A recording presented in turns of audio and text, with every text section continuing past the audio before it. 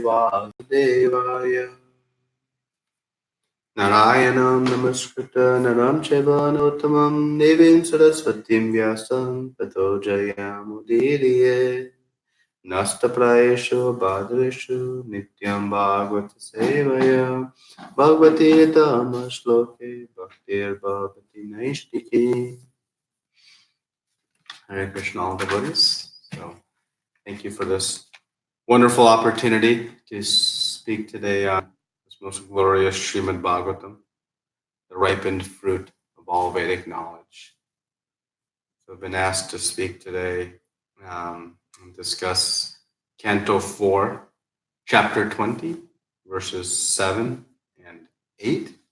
So beg the blessings of all assembled Vaishnavas so that we may have a fruitful discussion, repeating what has been spoken by our prior acharyas on this great pastime of Prithu Maharaj.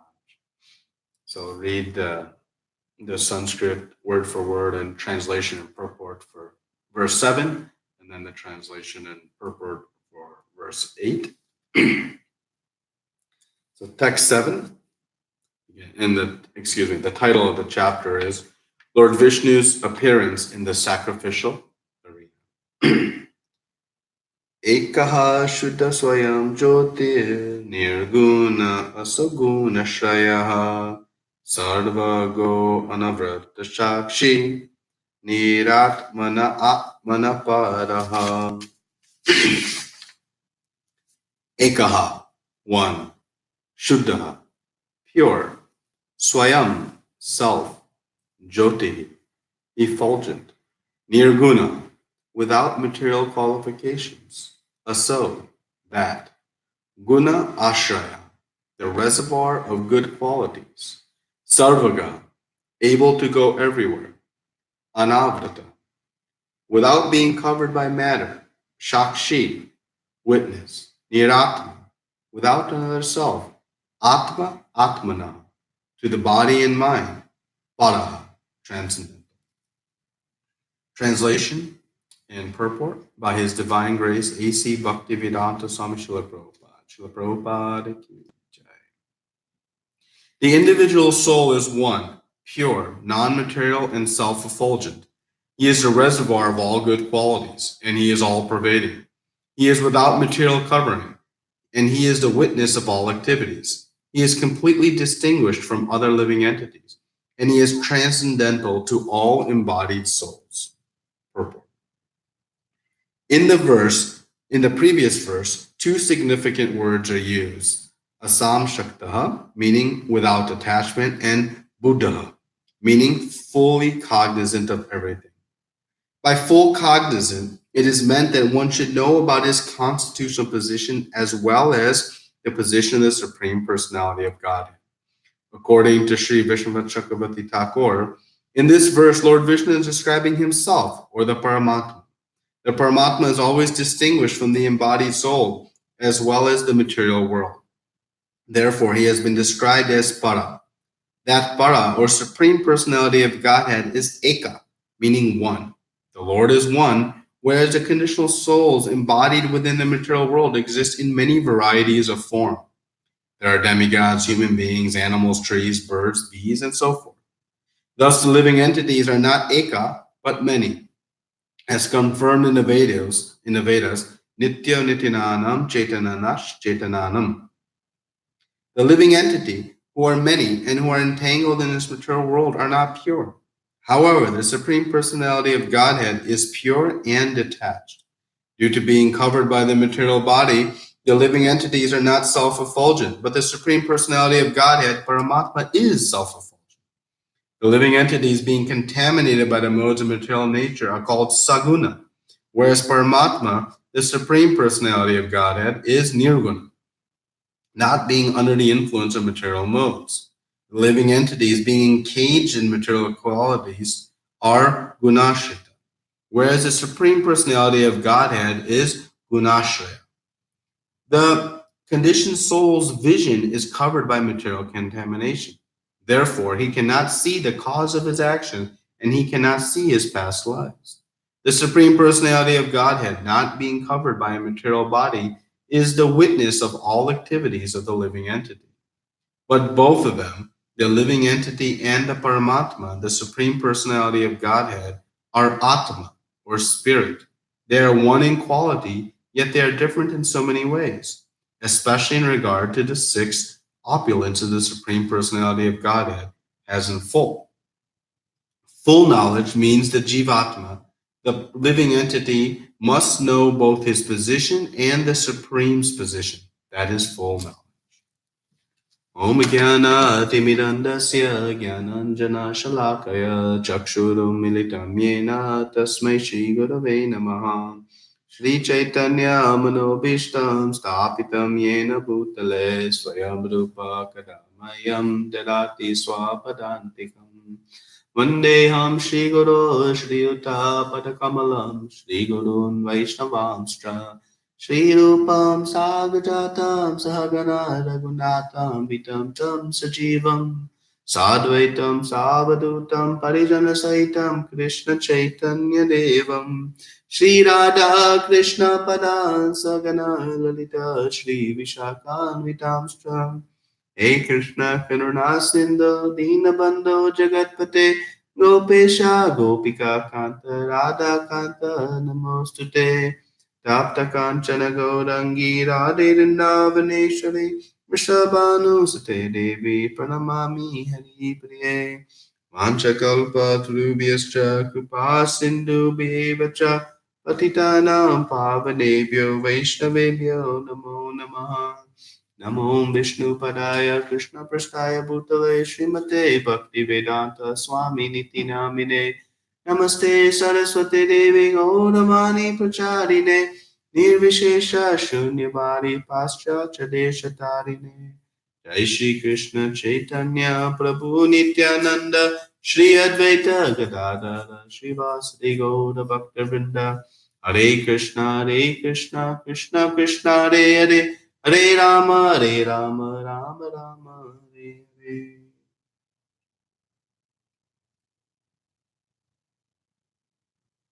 Hare Krishna. So I'll just read again the translation to the verse. The individual soul is one. The individual soul is one, pure, non-material, and self-effulgent. He is a reservoir of all good qualities, and he is all-pervading. He is without material covering, and he is a witness of all activities. He is completely distinguished from the other living entities, and he is transcendental to all embodied souls. So again, we're reading from the chapter entitled Lord Vishnu's Appearance in the Sacrificial Arena. So this is the pastime, most glorious pastimes of King Prithu, who is the Shaktavesha avatar, an incarnation showing how to rule over the land in a very wonderful way. And this great pure devotee has wonderful activities that we're seeing, and King Prithu is showing and continues to show very illustrious qualities.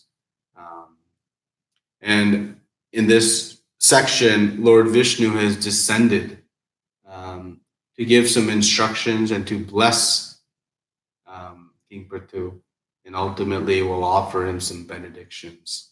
And then King Prithu will offer some wonderful prayers. Actually, some of my personal favorite prayers in Srimad Bhagavatam are the ones that Prithu Maharaj will offer here in a few verses later in this chapter.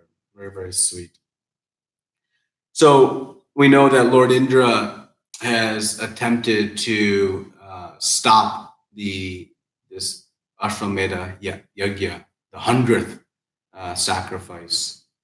And in that process, we get to see another great quality of Prithu Maharaj, and that quality of forgiveness. He had put forth extraordinary effort to organize this Ashwamedha Yajna. And he was doing this yajna not to reap the material benefits for his enjoyment, but he was doing this yajna for the benefit of all the citizens, showing the right process of sacrifice, the need to do yajna. And he was doing it, again, in a very detached mood, not for his own enjoyment. But in the last chapter, we see he chose to, raise arms. And to do so, he did because of the fact that Lord Indra had begun to introduce this irregular, form of religion. And King Prithu, knowing that this would cause the bewilderment of the living entities, to stop this irreligion, he then decided to take arms. You can see that Prithu Maharaj, he had good basis to stop Indra from stealing the horse. His reasoning for performing the yajna was noble. He was not driven by self-desire, but for the benefit of all society. And so he was right, technically in his action. But we see that coming under guidance, and Lord Brahma comes and instructs Prithu Maharaj to not carry forward this act of trying to kill Lord Indra. That he quickly comes back and ultimately we'll see, forgives Lord Indra. And this is a very, wonderful quality. One, he took the advice of Lord Brahma, and two, was able to, forgive. And this forgiveness it's born out of humility. It is a lack of humility that is our biggest obstacle in being able to forgive. I am right, and I need to show you I am right, and you are wrong. Chaitanya Mahaprabhu tells us, Chitranadapi Sunichena Tarodapi Shishna Manina Manadena Kirtanya Sadavadi, that we must try to bring about this mood of humility. So we see, this great quality of forgiveness in Prithu Maharaj. It reminds me of, Srila Prabhupada, extraordinary ability to forgive. Over and over and over again, some of his, followers would, perform, so many, mistakes, and sometimes big mistakes, not small ones. Sometimes they would, go directly against Srila Prabhupada. Yet, when they came back to him in a mood of lamenting, Srila Prabhupada was so quick to forgive and move on. He did not hold grudges. And this is a sign of great Vaishnava character. And Prithu Maharaj is demonstrating this in this section of this fourth canto, in this pastime of Prithu Maharaj. So now we'll speak directly about verse 7. And Srila Prabhupada is giving us very nice insight into the difference between the Jiva and Krishna, or specifically in this verse, Paramatma, which is one of the features of Bhagavan. So the first point that Srila Prabhupada is making in this purport is about full knowledge. And in the 13th chapter of Bhagavad Gita, Prabhupada comments, this is in the third verse in the purport, about what perfect knowledge is. And he says that perfect knowledge is knowing about the constitution of the body or matter, knowing about the jiva, the individual, and knowing about the constitution of the supersoul, Paramatma. So one who knows these three things, the body, the jiva, and the Paramatma, this is what is jnana, what is real knowledge. So these three things we must know. It's in a simple understanding. Just knowing who I am is insufficient. Knowing that I am spirit, soul, that I'm not this body is not sufficient. Suppose, taking a material example, I'm an engineer, and I know I'm an engineer, and I know everything about my trade as an engineer. But if I go to the office, to the workplace, and I don't know who is the CEO, the proprietor, the owner, and what they want from me as engineer, then all of my activities in that office are not productive. I may know who I am as the engineer, but I need to know what is the desire of the owner, of the proprietor, and then work according to their desire so that my work may be productive. So, in a similar way, I may know that I am spirit soul and I'm not this body, but it is not complete knowledge, as Srila Prabhupada is telling us, that one must also know then, well, who am I in relation to the Supreme, to the proprietor, to the absolute truth? So this completes our knowledge. And, the Gyanis, the Jnani Yogis, they have good understanding of spirit versus matter. And knowing that they are spirit soul, they detach from all things material. And they go out of their way to detach from any material activities. But the problem, the challenge is that they have detached from matter, but they have not understood yet what to attach to. The living entity, the spirit soul, it has to be attached to something. It is not independent in its constitution. And so, lacking the understanding of what to attach to, the Jnani Yogis are in a very precarious position. And Srila Prabhupada often comments how they will ultimately fall back to some material activity because the spirit soul is active by its nature. And so there must be some activity of the soul. And so knowing about Krishna, the Supreme Lord, and knowing about ourselves as spirit soul begins to unlock the activity of the spirit soul. And Krishna is going to speak about that in the next verse specifically. So in the beginning of this purport, Srila Prabhupada is emphasizing that it is not sufficient just to know I am spirit soul. We must understand again our relationship to the Supreme Proprietor, just as that engineer in the workplace needs to know what is my relationship to the owner, to the boss. So then Srila Prabhupada begins to explain in this purport about the difference, some of the similarities, but also the difference among these eternals. There are many eternals, both the Jiva and the Paramatma are eternal. But there are similarities and differences, and they exist simultaneously. And this is what Chaitanya Mahaprabhu taught us, is Achintya Veda Veda Tattva. That there's a simultaneous oneness and difference between Krishna and his energies, the Jiva Tattva. So we know, from Srila Prabhupada's, references frequently in his purports, we are one in quality, but very minute, infinitesimal, tiny sparks in quantity. So qualitatively one, but quantitatively very, very small.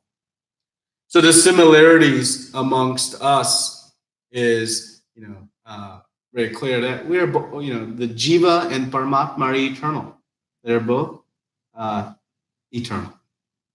And they are made of the spiritual energy, made of Sat, Chit, and Ananda.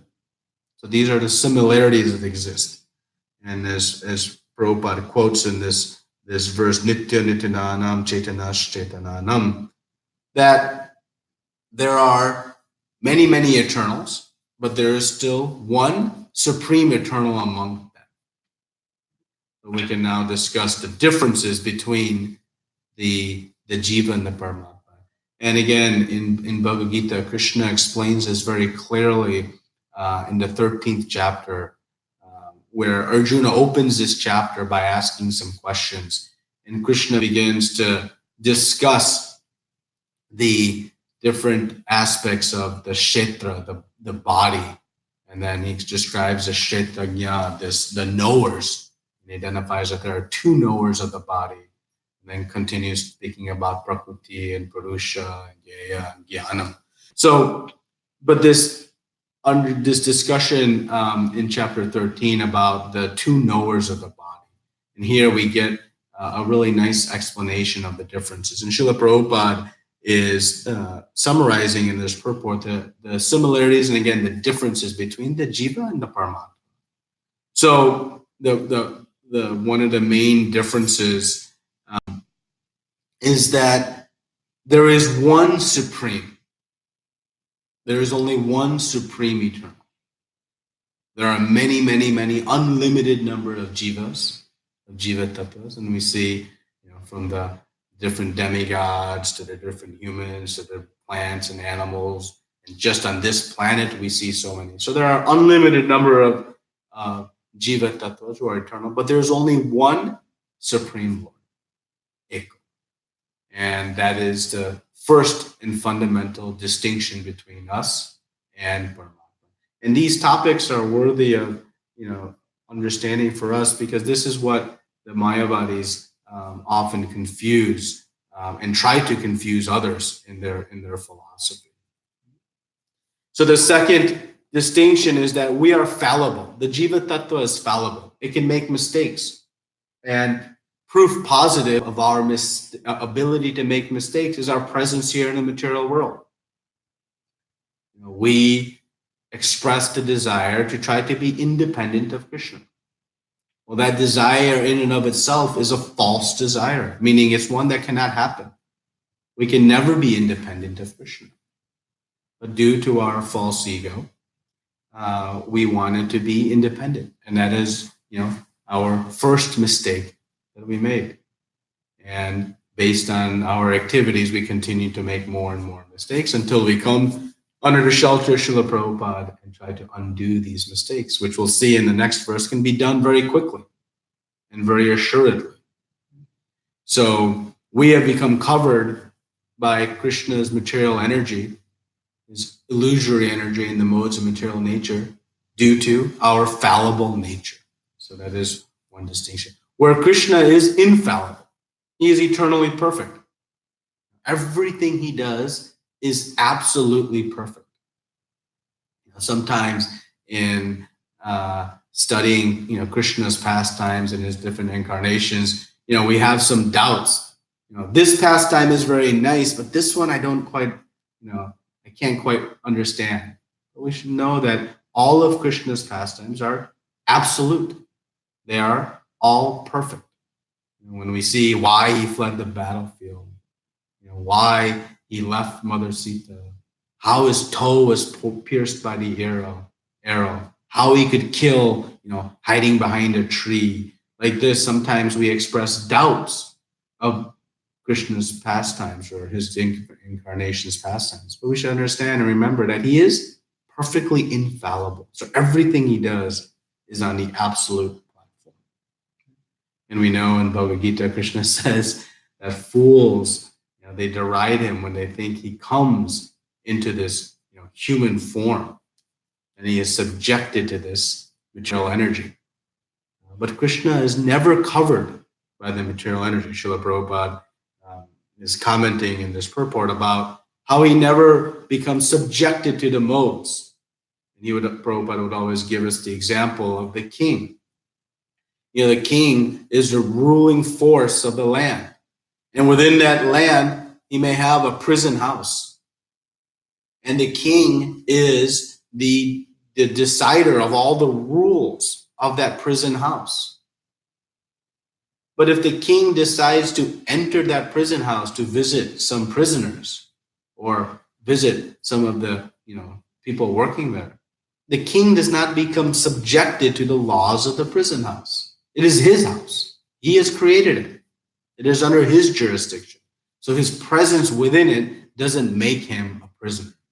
So like that, Srila Prabhupada used to help us understand that when Krishna descends into this material world, he does not become subjected to the modes of material nature.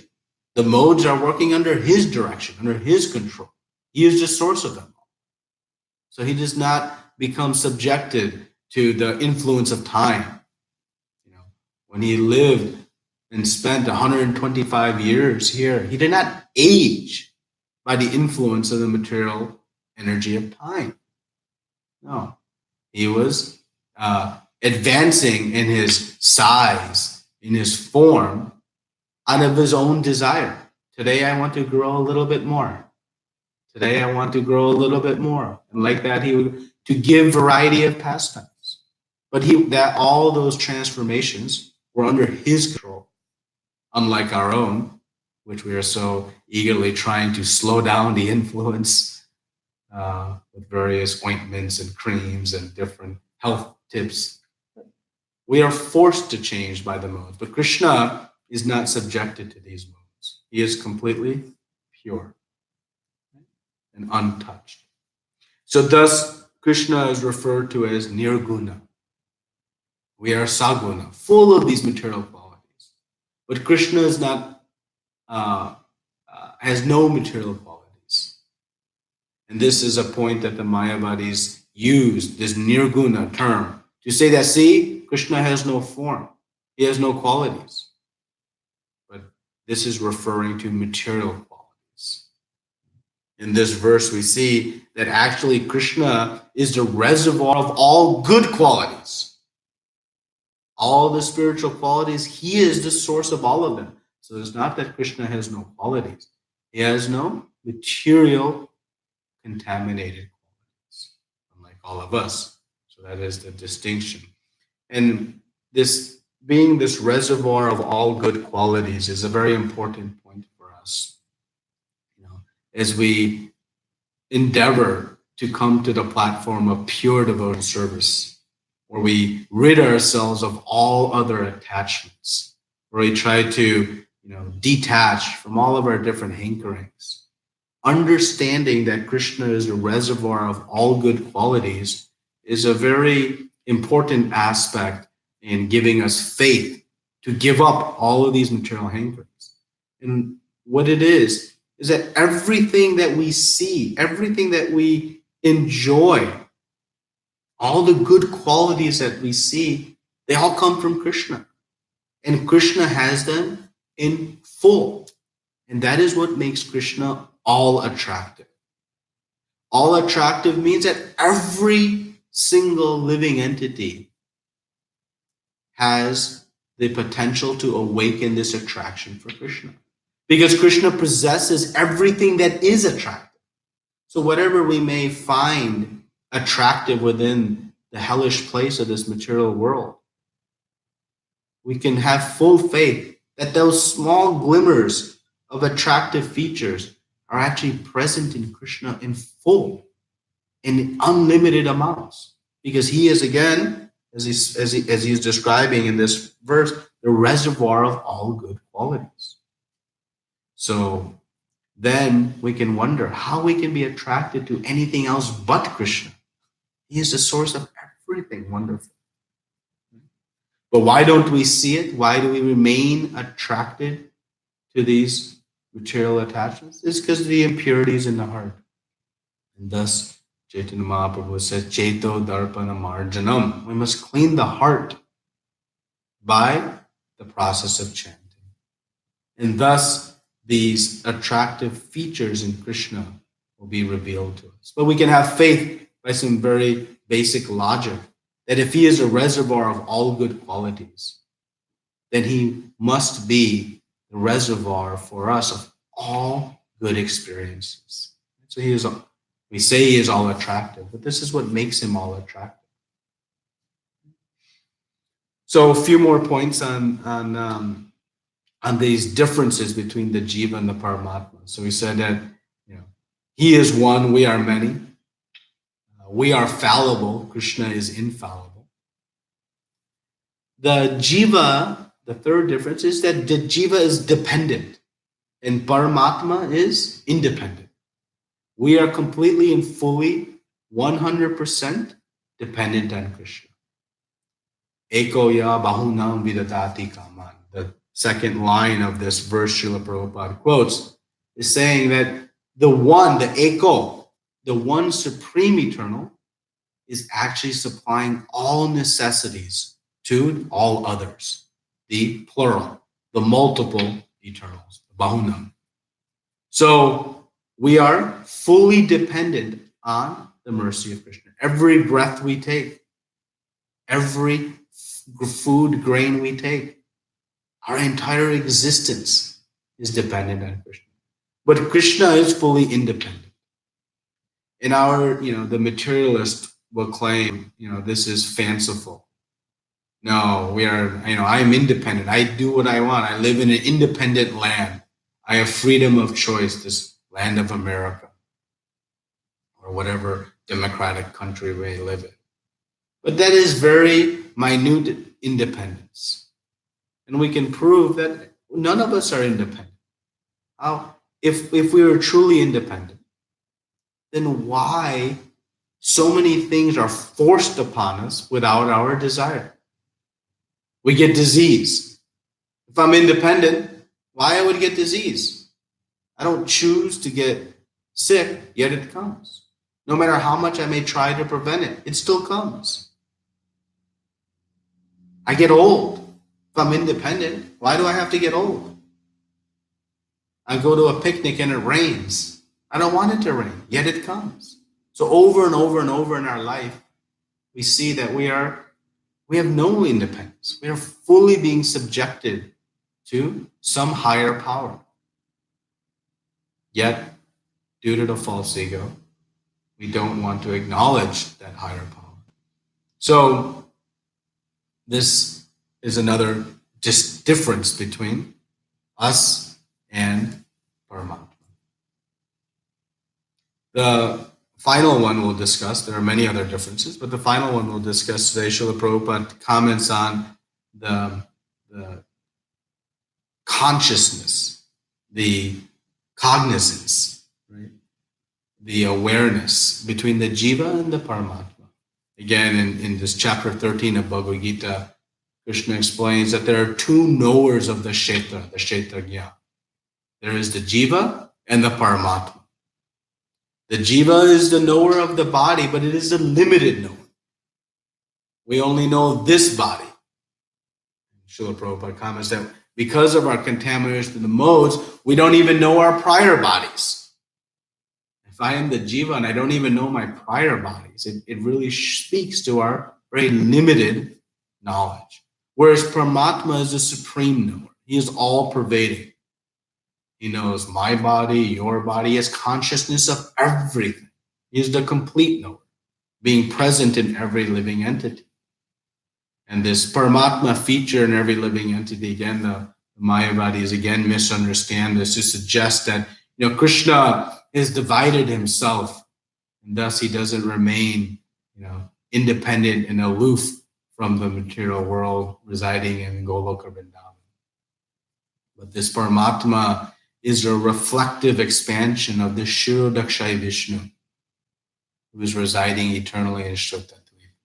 So this Paramatma present in all of our hearts as the supreme knower and supreme witness and the source of inspiration for all of our activities, this is a reflected expansion of Shirodakshai Vishnu. Yet Krishna himself remains independent of that.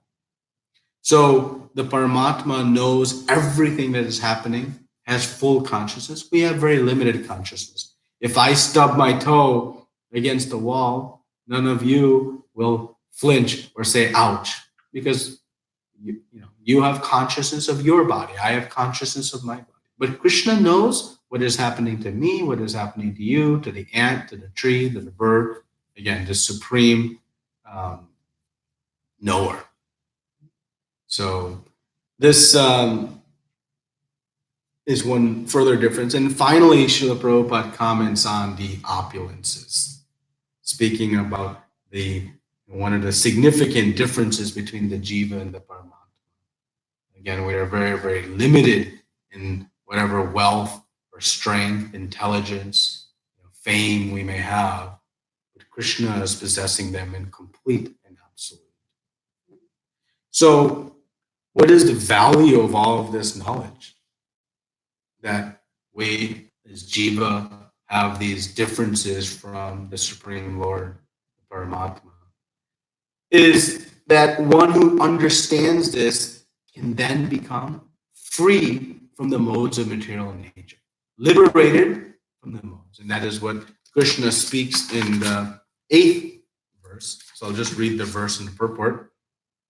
Although within the material nature, one who is thus situated in full knowledge of the Paramatma and Atma is never affected by the modes of material nature, for he is always situated in my transcendental loving service. Purport. When the Supreme Personality of Godhead appears in this material world, he is not affected by the modes of material nature. Similarly, those who are always connected with the Supreme Personality of Godhead, even though they may be within the material body or the material world, are not affected by the material qualities. That is explained very nicely in Bhagavad Gita 14.26. Mam chayo vipacharena bhakti yogena sevata sagunan samititaitan brahma bhuyaya kalpate.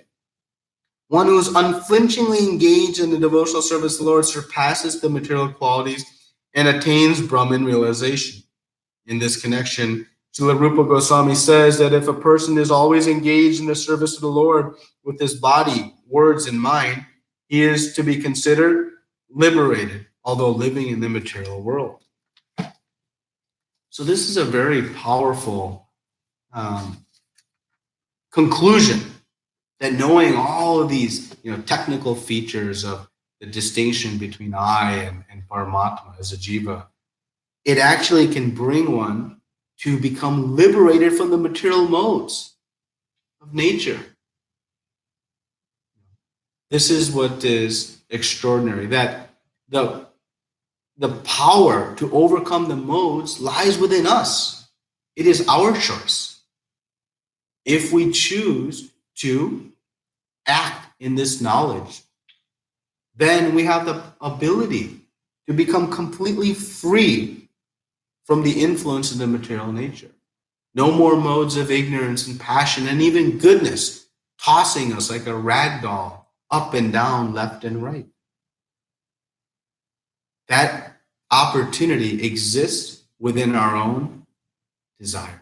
If we desire, by the mercy of Krishna and Guru, it will happen.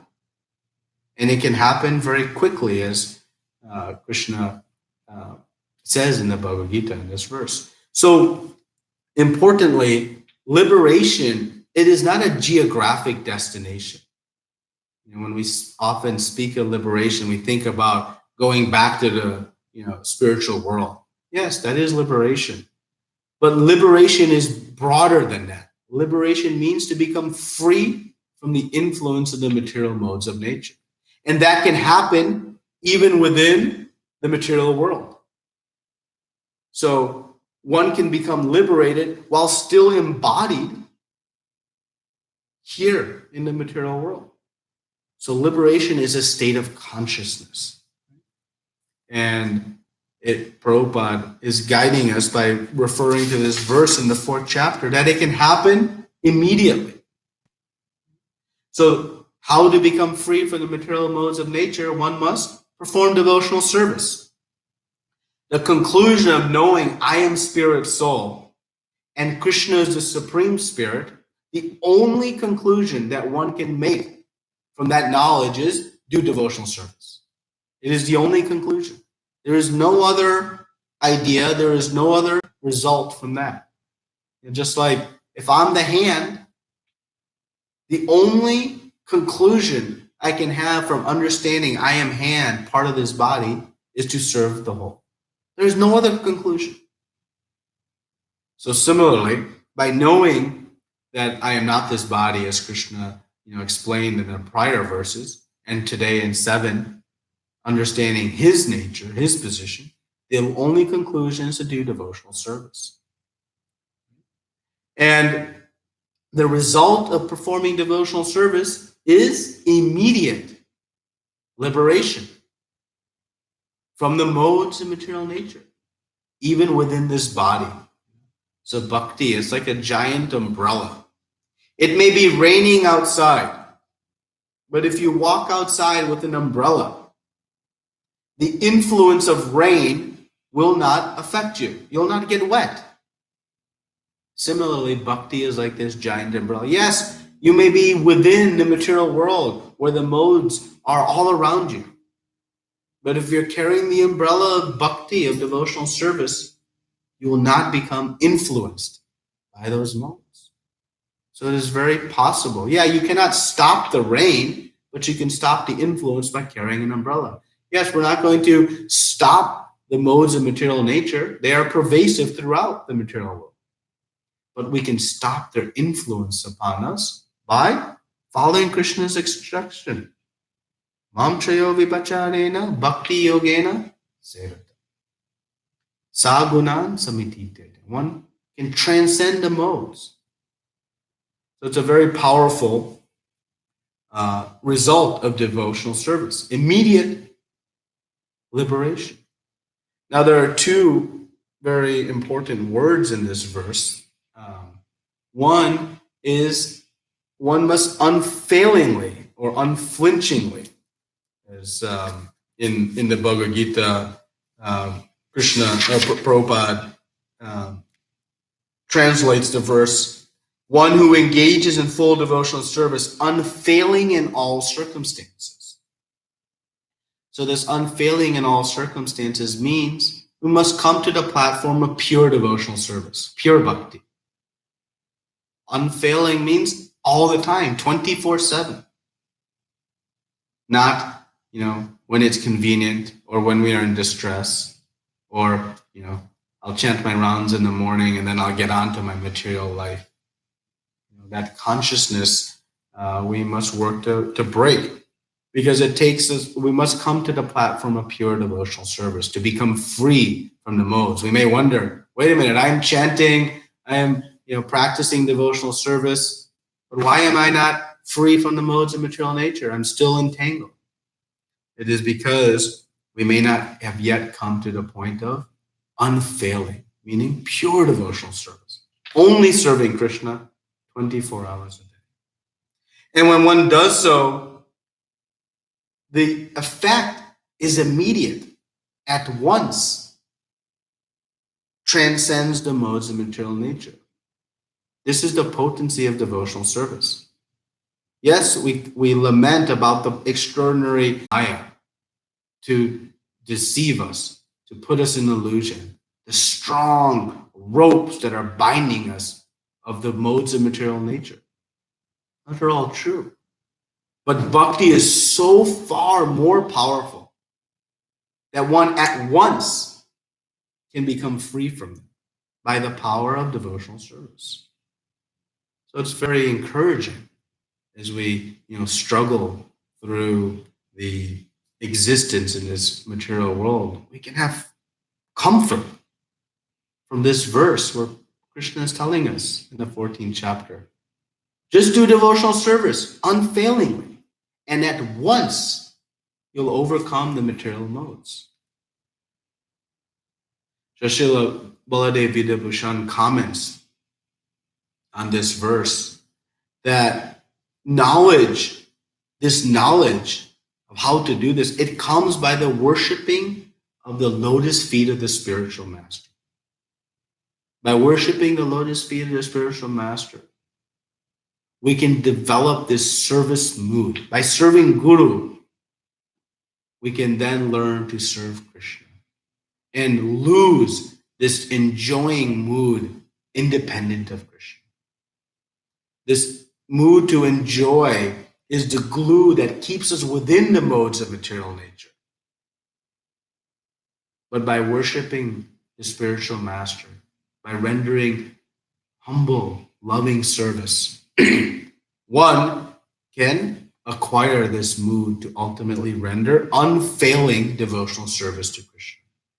This is the comment by Srila Baladev Vidyabhushan on this verse.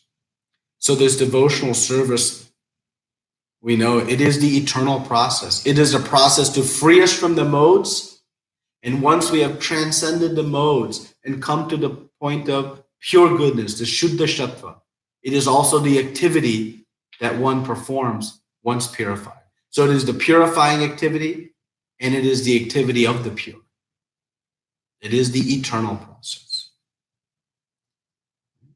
So this is the amazing power that Krishna has given us. We have the ability to control the influence of the modes of material nature. It is within our control.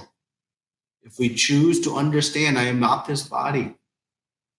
I am spirit soul. and I'm eternally connected to my Supreme Father, Krishna, in a mood of loving service, and act in that way, immediately, at once, we become free from the modes of material nature. And this is the understanding that Krishna is giving us in this section of Srimad Bhagavatam. And we should understand that the pure devotees around us, that we have the great fortune of coming in contact with, they are not influenced by the modes of material nature. And sometimes it's difficult for us to understand because we see them and us in the same environment. We may assume that they're encountering the same influences. But remember, though they are in the material world, they are not influenced. Srila Prabhupada was not influenced by the material modes, though he was sitting amongst, those who were fully immersed in the modes of ignorance in New York City and wherever he traveled. He was transcendental to the modes. And thus Rupa Goswami guides us very carefully in the Nectar of Instruction. Don't judge a pure devotee. Don't make the mistakes. In the 6th verse, he says, don't judge the external circumstances, looking at the bodily defects, the births, any apparent misbehaviors, taking this materialistic vision, treating them as an ordinary being, or trying to correct these 6 things. Rupa Goswami says, don't do it. Because the pure devotees, they are not experiencing the modes of material nature. Sometimes we see some apparent suffering of a pure devotee. That is not due to their karmic reactions. That is due to some transcendental reasons. And in Chaitanya Charitamrita, we see this very beautiful pastime, but sometimes kind of perplexing pastime of Sanatana Goswami when he travels from Vrindavan to Jagannath Puri to see Chaitanya Mahaprabhu. And in his ways, he takes bath in some contaminated waters, and due to not having a proper diet in his bath, he reaches Puri with this severe skin disease and severe itching, and oozing is coming from his body. And in this very distressed, difficult condition, he decides that he is going to, in the upcoming Rath Yatra festival, end his life. And Chaitanya Mahaprabhu comes to see him. Sanatana Goswami had taken association and shelter of Haridas Thakur in Puri. And Chaitanya Mahaprabhu said, how dare you think you can end your life? You have given your body to me. I am using your body as a service. And in this way, he says, you cannot end what is not yours. He's such a pure devotee of the Lord. So externally, we may see, Sanatana Goswami acquired some disease. His consciousness is, that he's going to end his life, which we know is a sinful activity, or he must have done some offenses in the holy Dham or Vrindavan. These are all nonsense, improper vision of a pure devotee. These circumstances arise due to the pastimes arranged by the Supreme Lord, because they are in a pure state. They have transcended the modes. So Sanatana Goswami was far beyond the modes in pure devotional service. So we must be very careful also when we come in the midst of these pure devotees to avoid this mistake that Rupa Goswami has guided us in the Nectar of Instruction. So one final comment, when we see the pure devotees, how do we know? We see their unflinching, unfailing engagement in devotional service. Srila Prabhupada, not a second, not a moment, a glimpse of time, he was unengaged in devotional service. We can compare that to ourselves. How much time we may waste in a day. 10 minutes here, 20 minutes there. In a whole day, wasting so much time. But when we study the pastimes of our great acharyas, we see how they were so efficient, so fully consumed in the process of serving the Supreme Lord. So today is the auspicious day of Ekadashi. It is also the disappearance day of Srila Rupa Goswami and Gauridas Pandit. Don't have time today to discuss, but the disappearance day of Srila Rupa Goswami. It's very important for us, our Gaudiya Vaishnavas. He was the leader of the six Goswamis, and following in Srila Prabhupada's lines, we know we are Rupanugas. We are the followers of Rupa Goswami. Our parampara connecting through Srila Prabhupada goes up through Rupa Goswami. And we see Srila Prabhupada's sincere and enthusiastic determination in begging for the mercy of Rupa Goswami as he prepared to come west and begin to fulfill the orders of his spiritual master. He spent several years in Radha Damodar temple serving the deities and serving the Samadhi and Bhajan Kutir of Rupa Goswami. We know this very beautiful pastime of Srila Prabhupada sweeping the Samadhi in the middle of the night when everyone was sleeping and just begging and almost demanding the mercy of Rupa Goswami so that he may carry out this Sankirtana mission that his spiritual master had asked him to perform.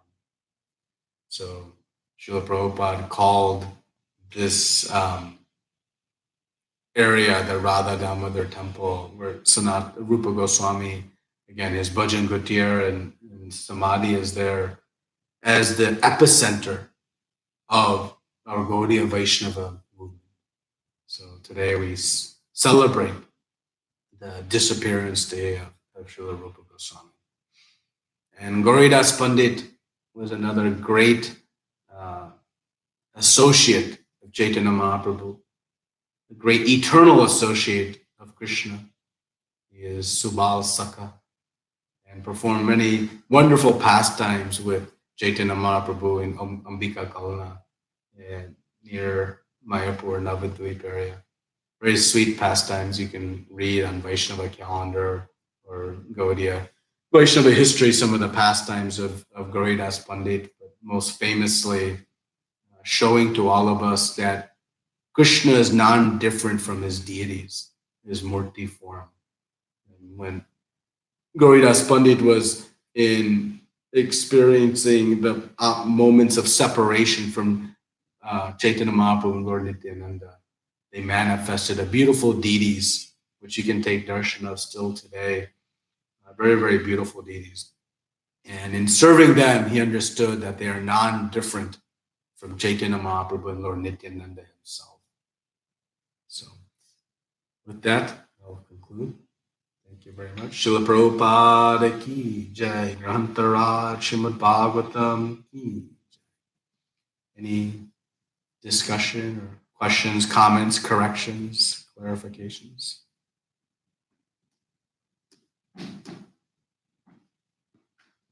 Hare Krishna, Babaji. Thank you so much for such a beautiful class, Babaji. Very nice examples and very nice topic, Babaji. That only pure devotional service can really make us to come out of this material books of nature so that we can always engage in Krishna consciousness. Thank you, Babaji. Very, very beautiful class. Is there anybody having any question for Babaji?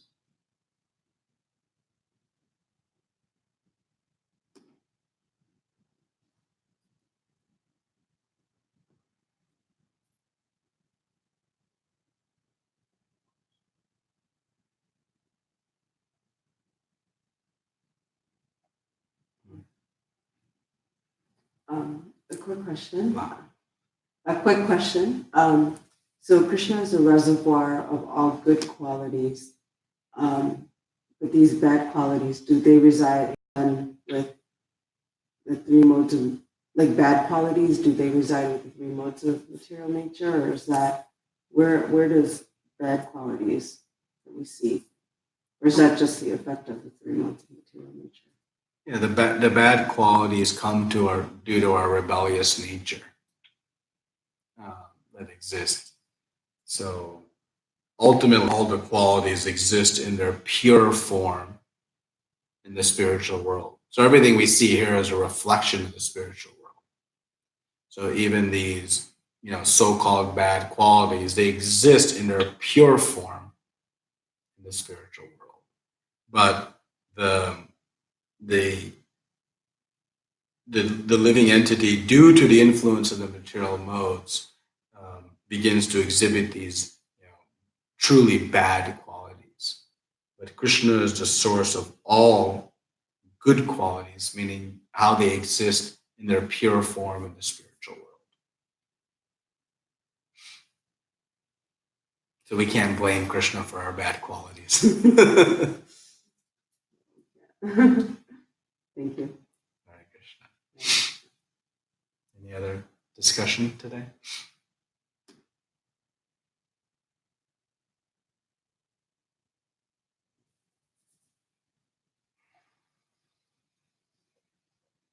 Thank you, Prabhuji, once again for such a beautiful class. If there are any more questions for Prabhuji, we would like to offer obeisances to Prabhuji and all the Vaishnavas.